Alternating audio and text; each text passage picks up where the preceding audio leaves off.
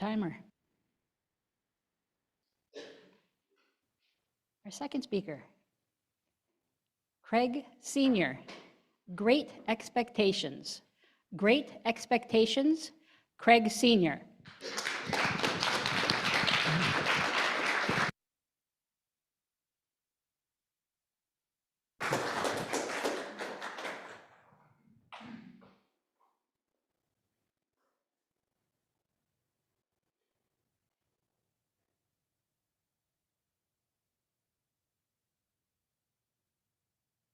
Perhaps some of you are expecting this speech to begin. But what if it doesn't? We're going to be here all night. And some of you, and I know you're here, are expecting me to begin this speech with a favorite contest opening line. Contest chair, join in with me, fellow Toastmasters, most welcome guest. Not all of them with the welcome guest, just most of them. Yes, yes, we love that line. And earlier today, as you can imagine, I went for a haircut. And they asked me, how would you like it? So I scroll through some favorite photos I've saved and show them George Clooney. I'm expecting, well, how did they do? Close? Keep working on it? All right, I'm working on it. All righty.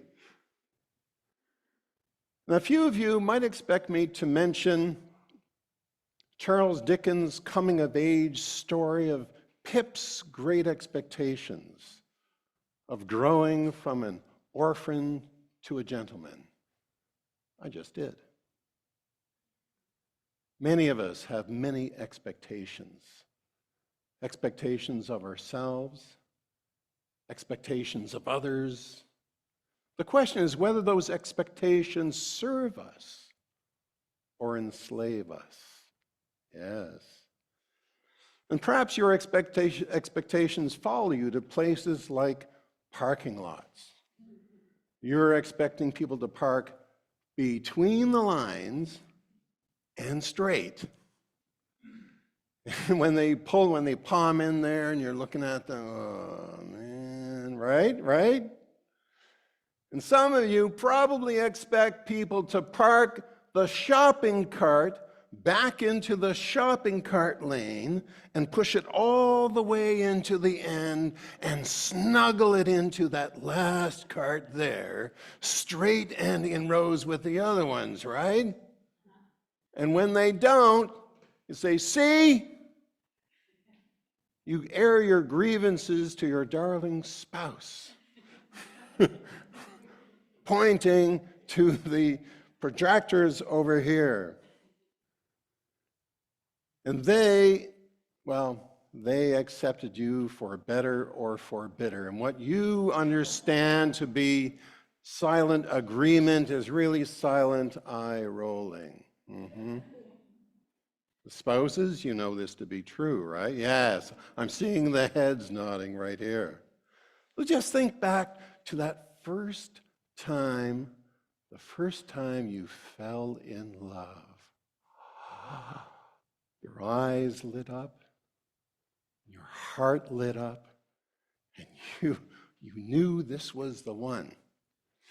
You did your hair, you put on some new clothes, you worked out your moves and your lines, and you went up to ask them, you posed the question.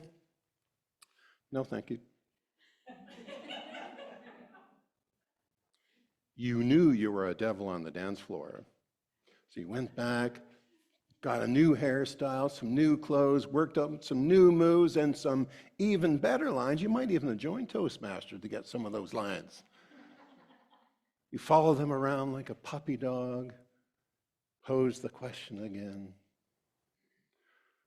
No thanks.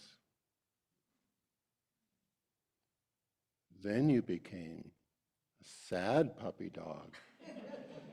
Yeah. No sympathy from you guys here, eh? Whew, man. Tough. Thank you, Gina, the only person with heart here. The rest of you are hardcore. can I say? Well, the pain in your soul turned you into a sad, sad puppy, and you felt like you were the only one in the universe to have these feelings, which is why the Bee Gees wrote your song, Tragedy. Well, my unrequited loves turned into an unrequited life. And after a while, I no longer had any moves, and I didn't want to dance anymore. A friend of mine introduced me to someone named Martine with the question, what harm could dinner do? Unknown to me, they asked her the same question.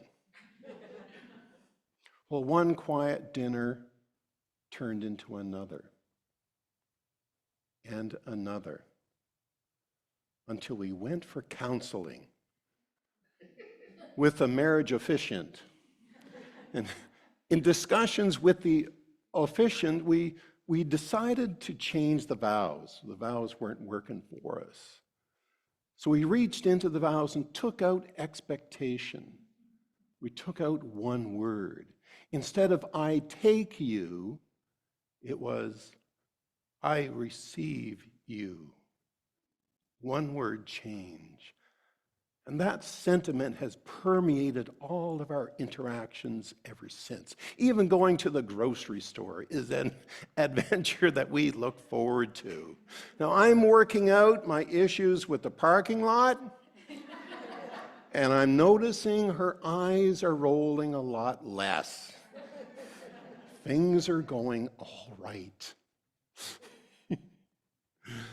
Well, Charles Dickens wrote another story about this kind of change in the story A Christmas Carol, in which the ghosts of Christmas past, Christmas present, and Christmas future guided Ebenezer Scrooge to turn greed into generosity, a simple change. What if that person who sped into that parking spot was in a hurry to get medication, or they had children waiting for them at home and they were in such a rush they didn't have time to fix it? Who are we to expect more? And what difference might it make in the world if we changed expectations into acceptance, if we turned litigation into listening, into complaining into compassion? What if we turned great expectation into great gratitude? Contest chair.